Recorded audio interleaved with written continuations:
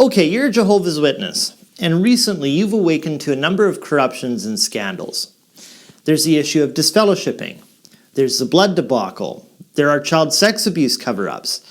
There are failed end-time predictions, demonstrably false doctrines. There's financial mismanagement, investments in military-funded corporations and tobacco companies. I mean, Jesus, take your pick. However, you still have some sympathy with them.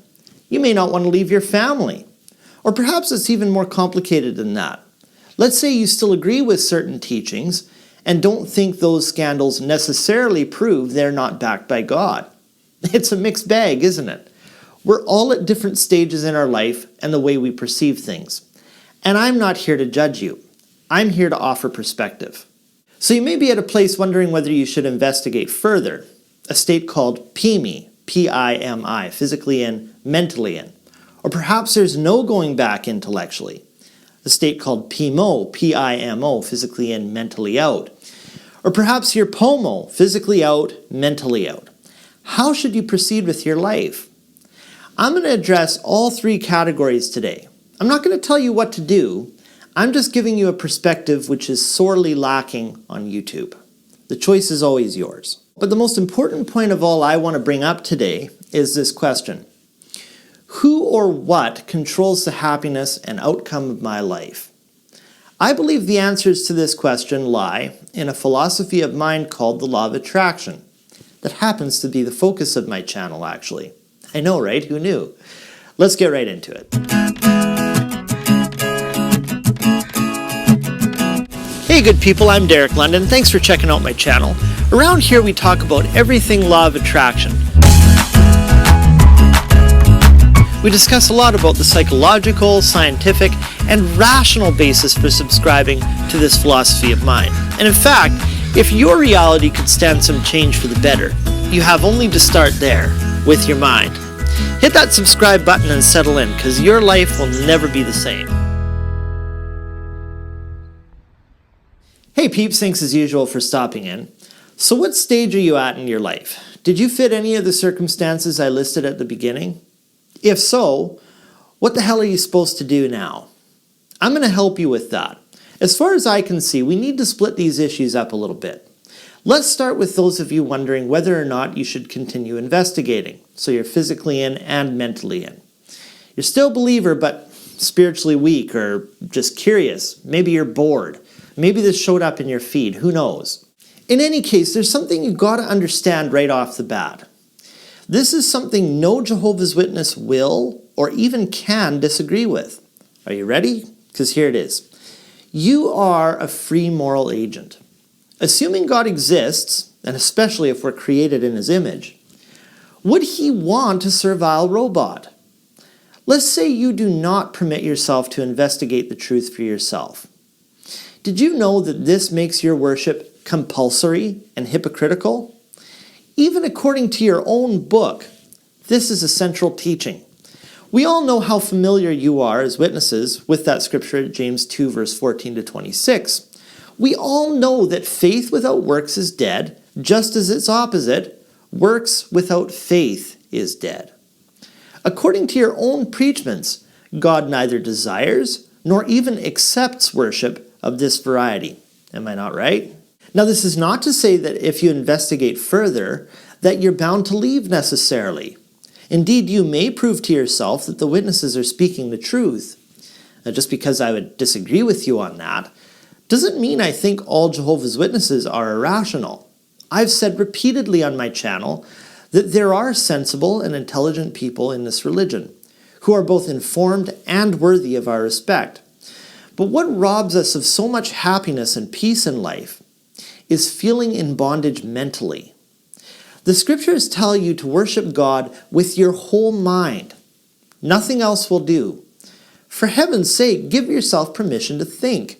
Assuming God exists, that's what He would want, and He would accept nothing short of voluntary and heartfelt devotion. I just recently made a video exploring this topic of mental freedom, and I called it something very provocative. It's called Jehovah's Witnesses Debunked. Part of that was for clickbait, I'm not going to lie to you. But the first thing I tell people in that video is that you need to give yourself permission to think. And I lay out the one and only argument you will ever need to give yourself such permission. That video will be linked below in the description and in the end screen. You really got to watch it. Yeah, I understand the irony in me telling you that you can still be a witness and then I direct you to a debunking video. But as I said, there were other motivations for that. Welcome to YouTube. Furthermore, you got to realize I'm not a witness anymore. So I'm of course speaking from my own perspective.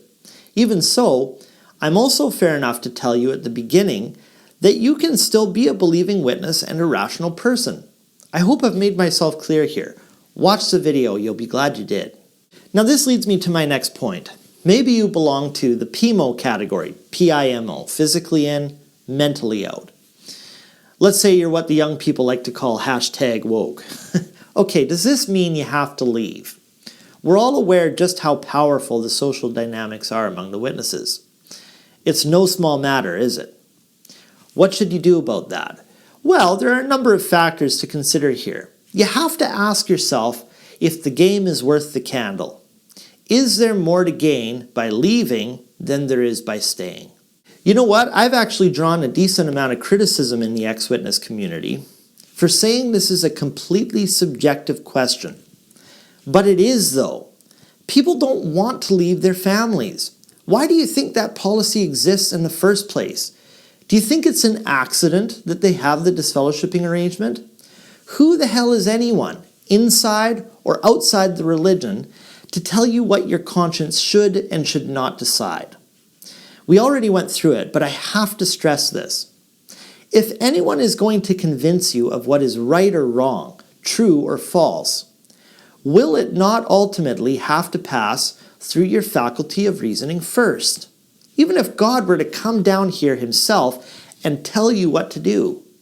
He gave you an intellect so you can see rationally for yourself what is right.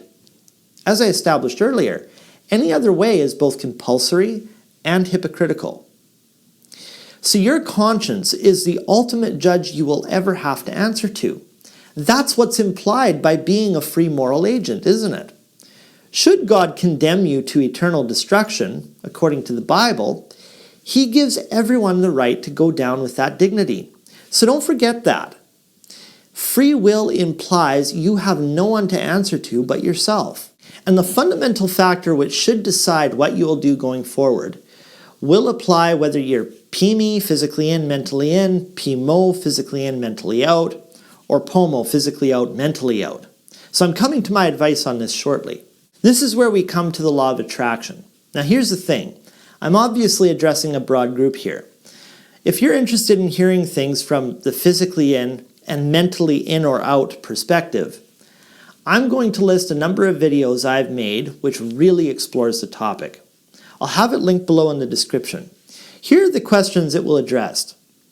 Does the fact that I disagree with certain teachings of the witnesses automatically imply that I have to leave? Is there hope for change from within the society? Is happiness possible for those in this circumstance? Can I be a force for good and progress from within? What beliefs do the Jehovah's Witnesses teach which are fundamentally correct, if any?